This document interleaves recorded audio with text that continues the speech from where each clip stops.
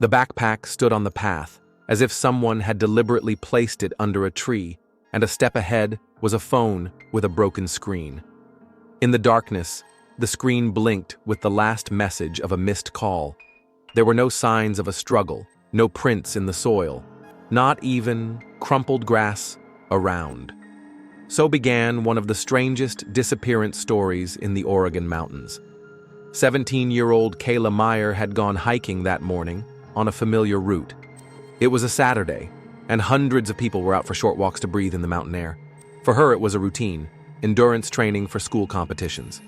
She used to disappear into the mountains for a day only to return with the feeling that she had accomplished more than others.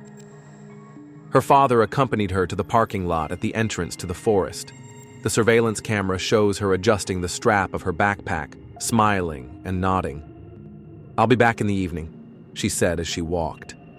These were the last words her family heard from her. The usual route was a few miles of marked trail. There was neither deep wilderness nor much danger. The landscape consisted of tall Douglas fir trees, sharp climbs, and narrow bridges over streams. Hundreds of hikers walked these trails every year. Kayla knew where it was slippery after the rain, where to drink from the creek, and where to go down the hill more slowly. When the sun went down and the kitchen clock struck 7, the alarm hadn't yet taken hold. The phone did not answer, but in this part of the mountains, the signal often disappeared. Only after 9 in the evening did her mother start calling friends and checking social media. Not a single trace. It felt as if the day was continuing without a logical conclusion. My father was the first to drive back to the parking lot. Her car wasn't there because he had picked it up in the morning. But among the last cars left on the asphalt, his eyes could only see emptiness. A few volunteers he knew agreed to walk the path with lanterns. They came across a picture that immediately stood out from the usual. Things left neatly in a place where there was no reason to leave them. A backpack with a full supply of water and food. A phone with the screen facing up. Nothing was missing. Nothing was scattered. For experienced searchers, this looked suspicious.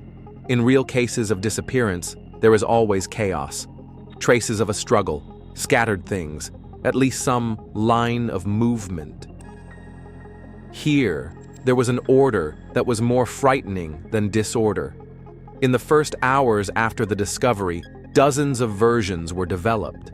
Volunteers shouted her name, and the light of the lanterns cut through the crowns. Dogs picked up the trail, but after 100 meters it broke off as if it had been cut with a knife. One of the rescuers said a phrase in the radio conversations that became symbolic of the case. She seemed to have vanished into thin air. The family stayed at the edge of the forest, watching dozens of people move through the dark forest. The mother clutched her phone in her hand and pressed the screen as if she could make it come to life. Her sister was once again checking Kayla's social media accounts. There was no activity. It felt as if the world had closed one day and left only an empty path inside. By midnight, the police had officially marked the spot. The tape was stretched between the trees, and the backpack and phone were packed in evidence bags. From that moment on, the area no longer belonged to the family and the volunteers. It became an incident site, even though no incident was visible there. This was the worst part. There was no crime, no evidence, no body. There was only emptiness. Dawn greeted the searchers with cold and fatigue. Helicopters circled the slopes. Drones scanned the undergrowth. Every meter of the trail was photographed, but nothing new appeared. The head of the group tried to speak in official phrases, "We are combing the area." But even in his voice, there was a sense of powerlessness. This is how the case of Kayla Meyer began. The real abyss opened at the moment when everyone tried to find a logical explanation and found none. Her backpack and phone were the only items that spoke of her existence that evening, and they were the beginning of a story that would last another 7 years, culminating in a discovery deep underground, where human bones had preserved a foreign stone. When the morning after her disappearance came, the forest was filled with people. The parking lot at the entrance to the trail turned into a makeshift headquarters, tents, tables with maps, generators, boxes of food. The volunteers followed each other as if it were some kind of hike, but the goal was no longer to admire the mountains, but to find a 17-year-old girl who had not returned from the route. The rangers were the first to arrive at the site. They unfolded maps and drew red circles, the radius that Kayla could have moved from the point where her belongings were found. The circle was expanded depending on the time that had passed. Each hour increased the area tenfold. The helicopters flew low, and the noise of the engines made people's ears ring. The pilots used thermal imagers, looking for a heat spot against the cold forest. But the cameras returned only the usual outlines of trees and animals that had nothing to do with the disappearance. Dog handlers brought the dogs out in the morning. The animals picked up the scent of things they found near the spruce. At first, they were confidently walking up the trail, but after about 200 meters, their behavior changed. The dogs spun around, barked, then sat down and looked at the guides. This meant only one thing: the trail had broken off. The protocol stated that it was possible to get into a vehicle or move on a surface that does not hold the scent. But there was no road, concrete slab, or asphalt. The forest path would have to preserve the trail. The volunteers split into groups and moved in different directions. They combed through the beams, went down to the stream, checked caves, and abandoned hunting hideouts. Every meter was photographed and marked on a map. But the result was the same. No trace of Kayla. Not a scrap of clothing, not a sneaker, not a food wrapper. Nothing. The family arrived before dawn. The mother stood near the car, as if holding on to the metal to keep from falling. The father talked to the officers, insisting that his daughter could not have gotten lost. She knew this route, he repeated. Every turn, every bridge. The police responded cautiously, "We have to look at all possibilities." But their tone already suggested the first official hypothesis. Kayla could have taken a wrong turn and gotten into trouble. The journalists arrived quickly. Cameras filmed volunteers with backpacks and flashlights heading into the forest. In the first reports, a standard phrase was used. Probably a teenager got lost. The family immediately denied this publicly, talking about a possible kidnapping. But the police did not confirm it. The only version of an accident that remained in the official comments was that of an accident. The search was complicated by the terrain. The trails diverged in several directions. Some were lost in the dense undergrowth. The water in the streams was cold, and slippery stones after the rain made it dangerous even for experienced rescuers.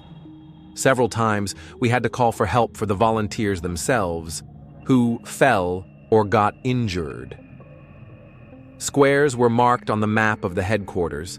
Each group got its own square and had to report what they found. The reports included only natural finds: a deer, the remains of an old fire, and traces of tourists. Not a single hint of Kayla. The third day of the search was the most disappointing. Despite a large-scale operation, dozens of people, several helicopters, and special equipment, the result was zero. At this point, alternative versions began to emerge among volunteers and journalists. Some people talked about kidnapping, others about running away from home. The family categorically denied the latter. The school confirmed it. Kayla was preparing for a competition, planning for the future, and had no conflicts. The sheriff held a briefing at the parking lot. His words were dry. "We are not ruling out any possibility. The priority remains an accident. The search will continue." But these words hid the obvious. The official structures had no clue. The mother kept her own notes. She wrote everything she saw in a notebook. The dogs lost the trail. No one explained why. The phone was lying with the screen up. Who puts a phone down like that if it fell out of their hand? These recordings would later become arguments in favor of the kidnapping theory. On the fourth day, the number of volunteers began to decrease. People were returning home, exhausted and disappointed.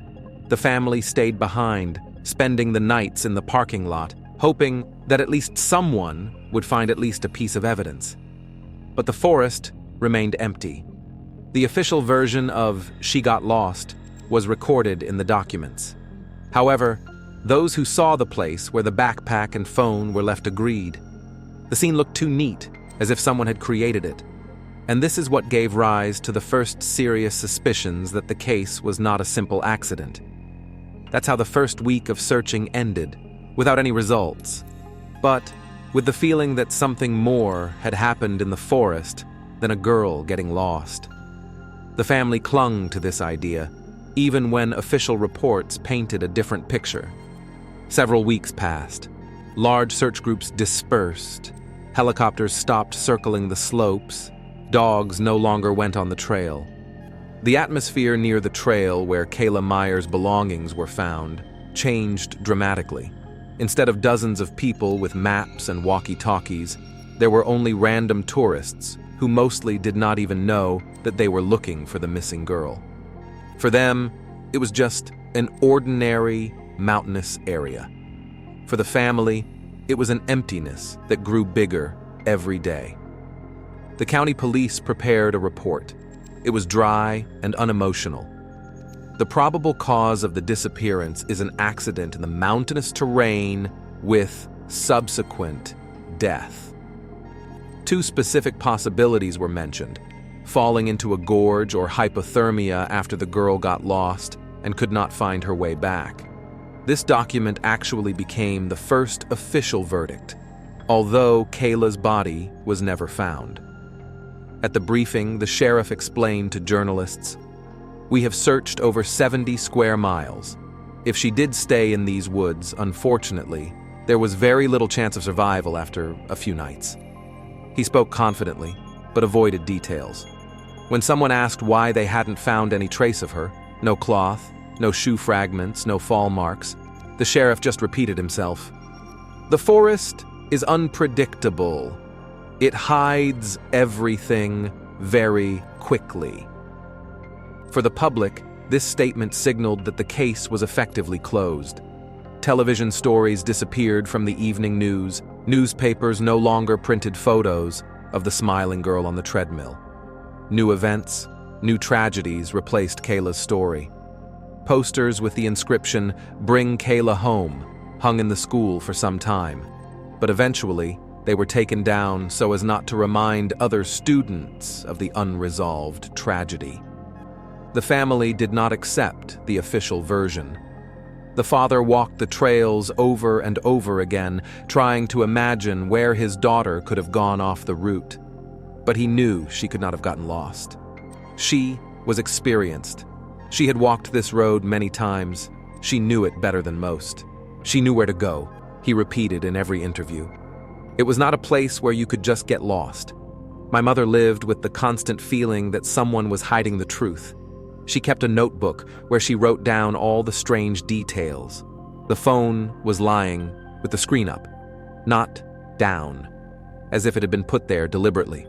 The backpack was zipped up, as if someone had removed it on purpose. The dogs suddenly lost their trail, which had no logical explanation. There was a key thought in her notes. It looked like a staged event. Despite the official closure of the active search, the family did not stop. They printed new leaflets, shared the story on social media, and turned to private detectives. Every little thing that appeared in the press or in the conversations of neighbors was picked up by them as a potential clue. But there was no evidence, and the longer the time went on, the harder it was to resist the indifference around. For the local authorities, Kayla's case became another disappearance in the mountains. Such cases happened all the time.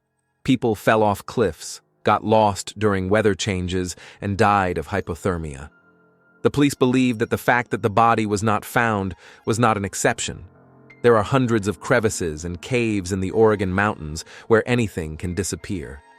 But it was this absence of the body that prevented the family from accepting the official version.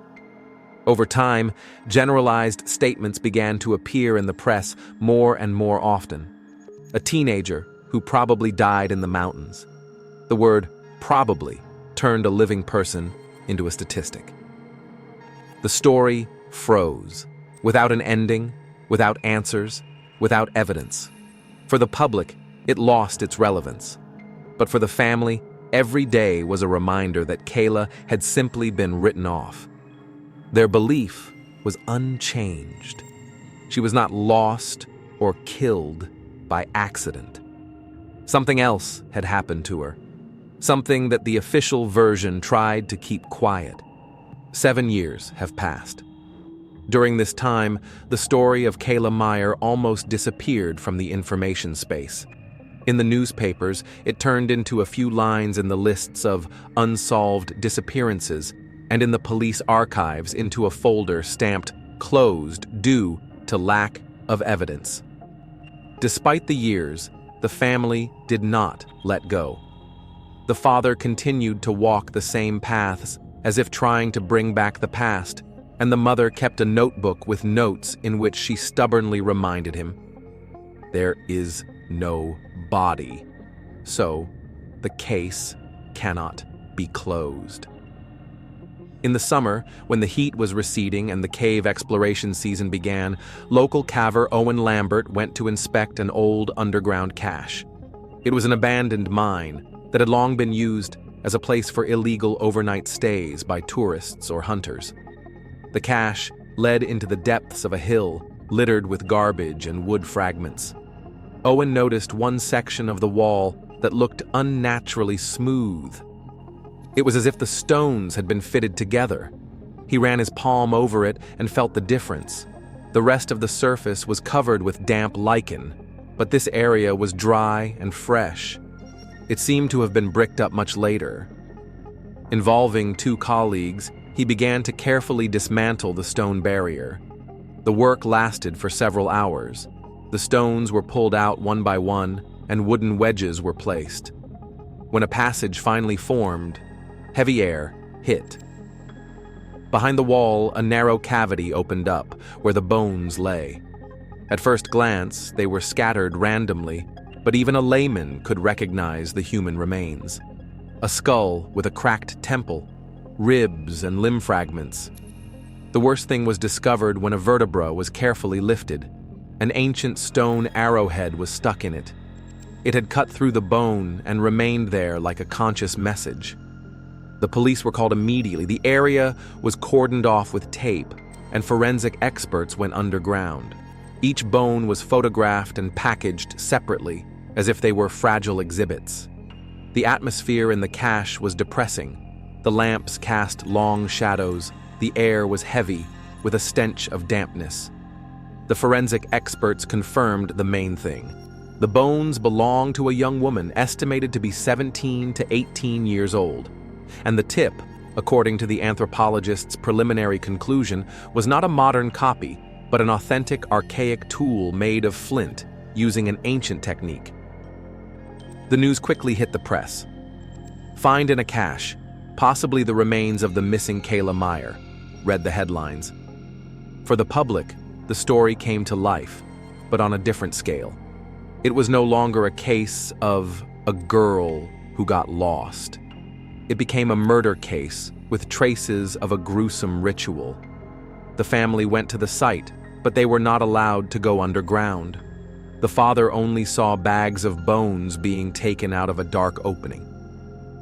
He stood silently, holding his daughter's photo, and looked as if he was trying to compare the lively smile in the picture with what was being packed into bags. For the investigators, this was the breaking point. The case was officially reclassified from a probable accident to a suspected murder. The main piece of evidence was a detail that left no doubt. the tip of a stone arrow was stuck in the spine of the girl who disappeared 7 years ago. The bags with the bones were taken to the district morgue under guard. For the police, it was not just a case. It was a chance to give the answer they had been waiting for 7 years. Forensic experts started working immediately. Each bone was placed on the table, photographed, and described in a protocol. The atmosphere in the lab was depressing. Everyone realized that the table contained the last remnants of a story that has become a symbol of unresolved disappearances in the Oregon mountains. The experts quickly confirmed the main thing. According to her teeth, bone structure, and anthropological features, she was a girl of about 17 years old. DNA analysis was performed on the preserved tissue fragments and compared with the profile that Kayla's family had submitted during the first search. The match was 100%. Now there was no doubt. It was Kayla Meyer who was found in the cache, but the worst was yet to come. The forensic expert carefully pulled out the vertebrae in which the arrowhead was stuck. The stone was embedded in the bone, as if it had pierced the body and remained there forever. The tip was made of flint, worked with rough chips, and its shape resembled the tools archaeologists find in cultural layers dating back several thousand years. It had nothing to do with the hunting or sporting arrows of today. It was an archaic type, as if taken from another era. Experts tried to explain it. The first version was that someone had used the ancient weapon deliberately, perhaps a reenactor, collector, or fanatical hunter. But a murder with a flint arrow in the 21st century sounded too absurd even for the most experienced forensic scientists. The second version, the tip really belonged to an ancient era, but then it was necessary to explain why it ended up in the spine of a girl who had disappeared only 7 years earlier. They were careful in their reports. Death was caused by a penetrating wound in the spine, probably caused by an archaic arrowhead. This wording left room for interpretation, but in the eyes of the family, it sounded like confirmation of a brutal murder. Investigators were lost in versions. Some assumed that the perpetrator had deliberately staged the ritual, using an ancient weapon to confuse the investigation. Others talked about the possible activities of a group that recreated practices of past centuries, such as cults or sects that occasionally pop up in wilderness areas of America. For the public, the tip was a sensation. Headlines read, "Girl killed by stone arrow. Traces of archaic weapon in Kayla Meyer case." This sparked a wave of rumors, legends about forest hermits who live according to the laws of their ancestors were discussed on social media. Meanwhile, the lab continued to analyze the body. The body had been underground for years, so most of the soft tissue had disappeared. But the bones retained important details: the nature of the cracks, the angles of impact. It turned out that the arrow hit from a close distance, not from tens of meters, but almost at close range. This indicated a premeditated murder, not an accidental hunting incident. The stone was further examined. Laboratory analysis confirmed that it was not of modern manufacture. There were no traces of metal tools on it, only chips from stone processing. This is a work that could belong either to an ancient culture or to a person who deliberately copied its methods. The police were faced with a dead end. Official reports years ago had called Kayla's disappearance a probable accident. Now they had evidence of a murder in a strange and brutal way. This destroyed the old version and forced them to re-examine the case from scratch. The family felt both devastated and confirmed. For years, they had been saying that their daughter was not lost or frozen, but a victim of a crime. Now, they had the truth, but without an answer to the main question: who did it, and why they used a weapon that belonged to another era. The words cult, ritual, and sacrifice appeared more and more in the media.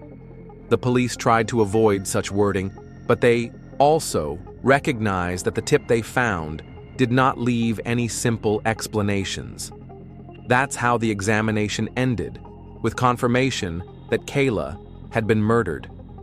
But at the same time, it revealed an even bigger mystery. The girl's death was connected to an archaic weapon that should not have existed in the modern world. And this is what moved the case from the category of accident to the category of eerie mysteries that raise questions not only about the criminal, but also about dark communities that can live outside of time. The publication of the forensic results moved the case forward. The news about the tip in the girl's spine turned the once closed case into a loud sensation. Television stories were accompanied by dramatic infographics. The silhouette of a person pierced by a stone arrow, shots of gloomy Oregon forests, and archival photos of Kayla. The public could not understand the main thing. Who in the 21st century could kill a person with a flint weapon? While the police tried to keep their language cautious, journalists and independent researchers began to dig deeper. They found several strange cases in local archives. 10 years ago, a young hunter disappeared near the same region. His body was never found, but the things that were left behind included a piece of processed stone, which was then recognized as an ordinary souvenir. In the 90s, in a neighboring county, a group of students reported masked men who were seen around a nighttime campfire in the mountains. The police brushed it off. Hallucinations due to alcohol. When journalists put these stories together, a disturbing picture emerged.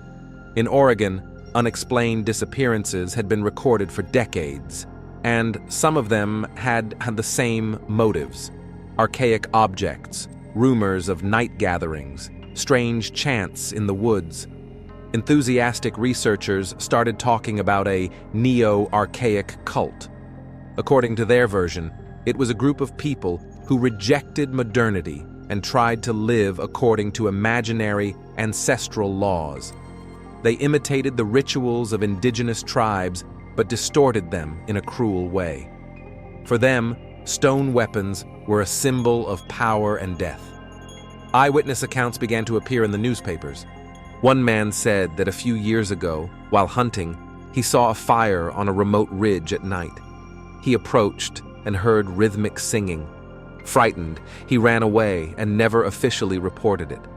Another woman recalled how, while camping, her family heard strange drums in the woods, even though there were no other campers around. At the time, they thought it was just an echo. Now she was sure it was them. The police were skeptical of such stories. They did not appear in the protocols. But in the information space, these stories worked to create an atmosphere of threat. People began to believe that there was a community in the Oregon forests that was victimizing random travelers. For Kayla's family, this theory sounded scary, but logical. They had always rejected the accident theory. Now, they have an explanation for why their daughter's body could not be found for 7 years and why there was a tip on her spine that seemed to be from another time. Independent investigators published an article where they mapped all the mysterious disappearances in the region over the past 30 years. The lines between the dots formed an eerie pattern. Most cases were concentrated around a few remote valleys. The comments said that this was cult territory. Officials tried to stem the tide. The sheriff said in an interview, "We have no evidence of any cults. This is speculation." But he didn't sound confident, because the main question remained open. How did the stone tip end up in the victim's bones in a modern case? The investigation began to waver between versions. Some investigators were inclined to believe that the killer had deliberately used an archaic weapon to frighten or disorient. Others admitted that it could be part of the practices of a group that actually lives in the forests and follows violent rituals. And for the public, Kayla's story finally lost the signs of a normal disappearance. It turned into a scary legend about a forest where fires burn at night and singing can be heard where no one should be. After the version of the neo-archaic cult became established in the media, independent researchers and several investigative journalists decided to systematically check the archives. They began to review cold cases, unsolved cases of disappearances in Oregon over the past decades. What was revealed on the pages of the old protocols looked eerily familiar. The case from the 90s was about a young hiker whose body was found only partially, a skull with a fractured back of the head. At the time, the forensic expert wrote that the injuries could have been caused by a rough blow from a stone. Now this detail sounded different. The blow resembled a piercing with a stone point. In 2003, a pair of students went missing while hiking near the Mackenzie River. The car was left in the parking lot, and the tent was found a few months later, but without any signs of a struggle. There was a piece of flint at the site. At the time, it was considered an accidental artifact. Now, it looked like potential evidence. In 2011, a fisherman disappeared. His body was not found, but police reports stated that a strange mark was found on the shore, a depression in the sand with sharp edges, as if from a blow from a heavy stone object. No one was interested in this evidence at the time. When journalists put it all together, a clear pattern emerged. In at least 5 different cases, spanning decades, there were similar motives: disappearances without explanation, missing bodies, or found remains with damage that was difficult to explain with modern weapons. Investigators tried to gather comments from former investigators. Some were dismissive. It's all coincidences, nothing more. But there were also those who admitted that certain details confused them at the time. One former officer, now retired, agreed to speak on the record. We had a feeling that these disappearances were strangely similar, but the leadership did not allow us to build theories without concrete evidence.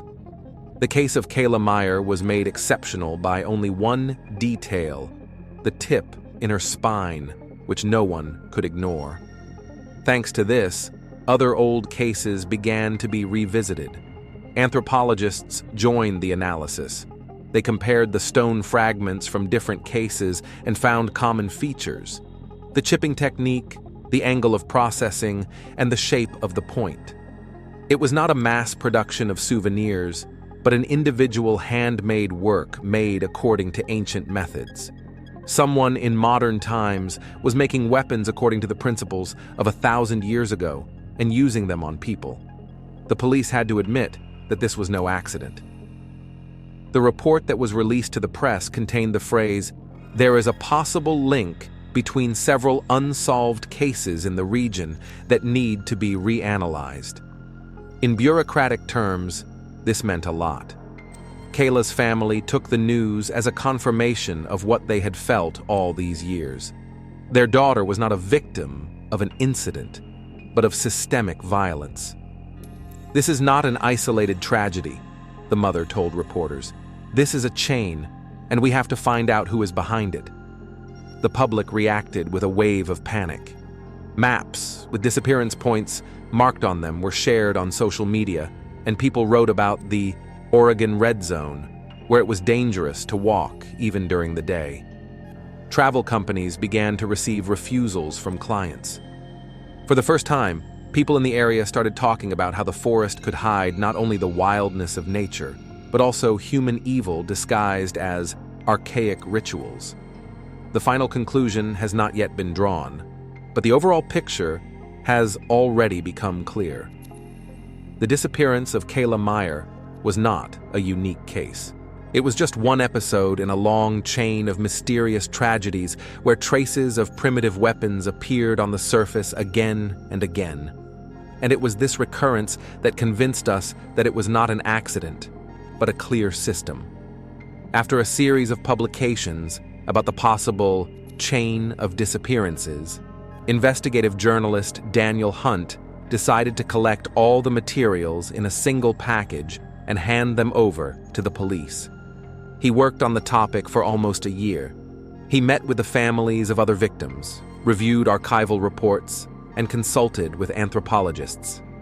His dossier was over 100 pages long, including photos of archaic tips and maps where the disappearance points formed a disturbing pattern. When he arrived at the county station, he was greeted politely but with a cold distance. One of the officers flipped through the first pages and said almost immediately, "We appreciate your work, but we can't officially confirm anything. And you'd better not blow this story out of proportion." When asked directly why, the answer was unvarnished: reputation. The region lived off tourism, with mountain trails and campsites bringing in millions of dollars a year. Stories of occult hunting people in the woods could destroy the economies of small towns. The county sheriff told Daniel directly, "If you write about this as fact, we will be forced to publicly refute it. You will be going against the entire county." But there were other, less public reasons. Several officers, off the record, warned that the area where Kayla and the others disappeared was dangerous. Searchers had already died there, and strange incidents had occurred that could not be explained officially. "Don't touch this place," they said, and their voices were not only tired, but also fearful. Daniel did not back down. He decided to personally walk some of the trails leading to the cache site. A photographer colleague went with him. They planned to make a series of materials that would show the public the real state of affairs. A few miles away from civilization, they began to notice strange things. A wire was stretched between the trees at one of the crossroads so that a person walking fast could easily trip over it. Next, they saw broken information boards. Someone had deliberately ripped off the map, leaving only fragments of plywood. Further on, they came across a wooden bridge over a stream. One of the boards had been sawn off and was holding up only by its own weight. This was not accidental damage. It looked like a deliberate deterrent, as if someone wanted to keep outsiders from reaching certain places. The photographer documented each trap. Both men felt that they were being watched. The forest was quiet, too quiet for this time of year. The birds were not singing, and even the wind seemed muffled. In a few places they could see signs of fires, but they were too fresh to be accidental. Neatly stacked stones and the remains of burnt branches. In the evening, Daniel returned with a story that could have been a bombshell, but the editor of his newspaper had his doubts. A phone call from the mayor's office put everything in its place. "We do not recommend publishing unverified sensationalism." The tone was calm, but everyone in the newsroom realized it was pressure. A note remained in Daniel's notes. "They are as afraid of the truth as they are of a cult. The authorities because of their reputation, the locals because of fear, and we because of the realization that no one guarantees us protection." Since then, the atmosphere around the case has become even more difficult. The police were officially silent. The families of the victims demanded an investigation. And in the forest itself, someone continued to break signs and set traps. This meant only one thing. Those who did not want strangers to learn their secret continued to live there. The threat was becoming tangible, and Daniel realized that he had crossed a line. Now the case was no longer just a journalistic issue. It had turned into a personal confrontation with an invisible force that wanted the silence to last for another 7 years. Daniel Hunt returned to the forest again and again. His colleagues discouraged him. The editorial board openly hinted that the newspaper no longer wanted to risk its reputation for sensationalism without evidence. But the journalist could not back down. The combination of small details traps, broken signs, fresh fires, pushed him to think that there really is a community in these mountains that tries to remain invisible. One day, he received unexpected help. He was approached by a former forester who had worked in the region for several years. The man, who asked not to be named, said simply, "You are looking for those we used to call hermits here." He said that deep in Oregon, there are small groups of people who have abandoned civilization. They live in makeshift shelters, eat what the forest provides, and do not contact the outside world. According to him, law enforcement officials knew about this, but no one wanted to touch the subject. Daniel decided to check it out. For several weeks, he explored remote trails, abandoned hunting huts, and caves. And one day, he came across a cache that was different from the others. It was a low, earthen hut, almost completely disguised by branches. Near the entrance were burnt stones from a fire, and next to it was a strange object, a stick with a stone tip tied to it. It did not look like a weapon for hunting, but a ritual symbol. Later, he found the inhabitants themselves. There were 5 of them, emaciated faces, long hair, old clothes. They were not running away, but they were not approaching either. They spoke in fragments, with distrust. One of them said a phrase that stuck in the journalist's memory: "We are clearing the land of strangers." Later, Daniel received testimonies from several other eyewitnesses. Tourists recalled seeing bonfires in the mountains at night and hearing chanting that sounded like monotonous incantations. Someone said they had come across wooden structures that looked like altars. These stories had previously been considered horror stories, but now they fit together. The investigator realized that these hermits were practicing their own rites of purification. They borrowed motifs from indigenous tribes, but distorted them. For them, the stone tips were a symbol of power and death. This explains why an archaic artifact appeared in Kayla's case. It was part of their system. Was this group responsible for the girl's death? There was no direct evidence. But the testimonies of people who saw the nightly gatherings, as well as the findings in the caches, ritual objects, stone points, symbolic drawings on stones, made this version plausible. Daniel organized the materials into an extensive investigation.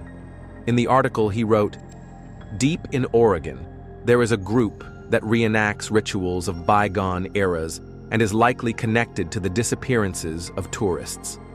The publication caused a real explosion. Some called his exposé a sensation, while others called it slander. The police were forced to respond. For the first time, it was officially announced, "We are checking information about possible activities of isolated groups in the mountainous region."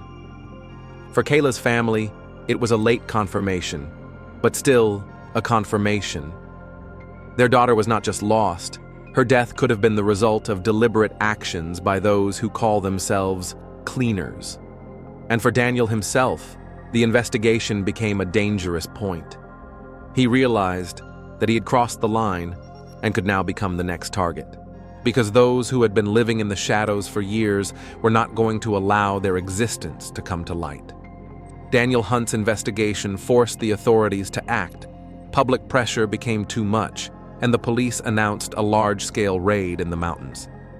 The operation involved a special unit, dog handlers, and helicopters. The goal was to find and neutralize a group of hermits, whom the journalist described as a neo-archaic cult. The raid began at dawn. Dozens of armed men combed the forest, marking every cache and suspicious cave on maps. At first glance, everything looked abandoned, but in several places they found fresh traces, burnt fires, food remains, and primitive tools.